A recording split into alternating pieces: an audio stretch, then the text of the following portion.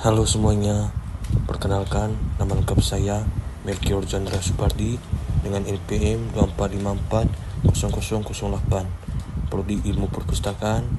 Di sini saya akan menjelaskan materi tentang pengantar manajemen perpustakaan. Pada materi yang pertama, saya akan menjelaskan perkembangan manajemen. Perkembangan manajemen dibagi 4 periode. Yang pertama ada teori manajemen ilmiah.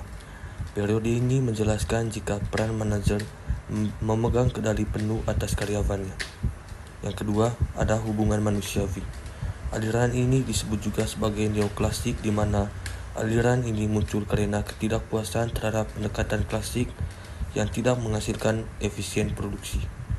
Yang ketiga, ada teori organisasi klasik. Pada periode ini dikemukakan jika organisasi merupakan gabungan individu yang mempunyai bakat dan dapat diarahkan untuk mencapai tujuan organisasi. Pada materi yang terakhir ada manajemen modern.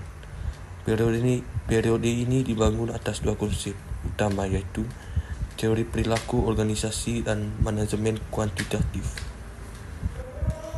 Pada materi yang ketiga ada definisi manajemen.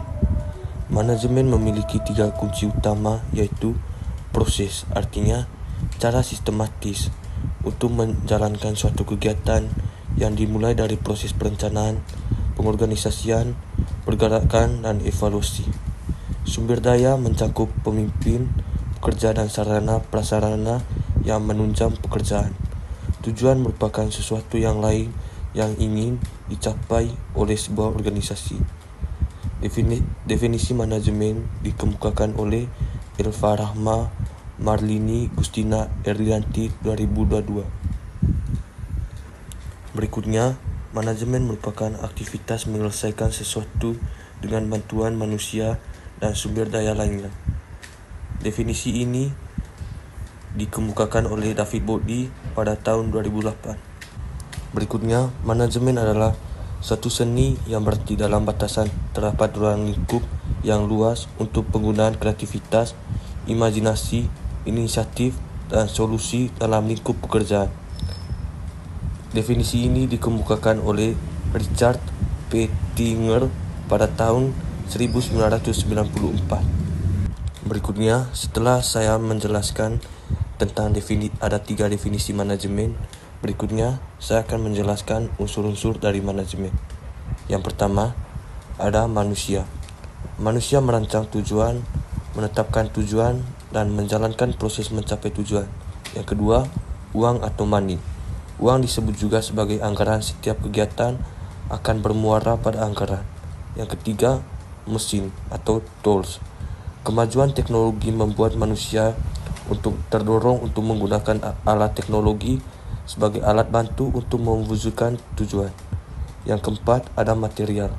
Material disebut juga sebagai pelengkap atau kelengkapan yang dibutuhkan manusia dalam mencapai tujuan. Contoh, ATK, perabot, dan sebagainya. Yang kelima, ada metode. Merupakan suatu cara yang diterapkan manusia dalam mencapai tujuan. Yang keenam, ada pasar atau market, tempat di mana transaksi dilakukan. Berikutnya ada kriteria pasar. Kriteria pasar di dalam perpustakaan harus memenuhi beberapa syarat, antara lain: yang pertama, ada permintaan dan penawaran. Yang kedua, ada tempat atau perpustakaan. Yang ketiga, ada unsur penyedia informasi. Yang keempat, ada staf layanan. Yang kelima, ada permustaka. Yang keenam, ada aturan layanan dan sanksi. Berikutnya, ada tujuan manajemen.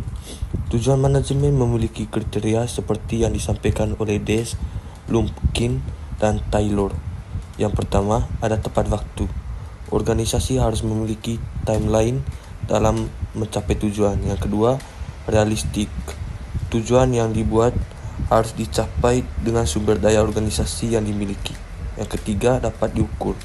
Ukuran ketercapaian tujuan dapat dilihat dengan menggunakan indikator. Yang keempat, spesifik. Tujuan harus dijelaskan secara rinci dan runtun tentang apa yang diinginkan. Yang kelima, kesesuaian. Tujuan yang digagas harus disesuaikan dengan visi dan misi organisasi. Materi yang terakhir ada goal planning. Yang pertama terdapat what, how, wow, ada why, ada when, dan ada where. Terima kasih.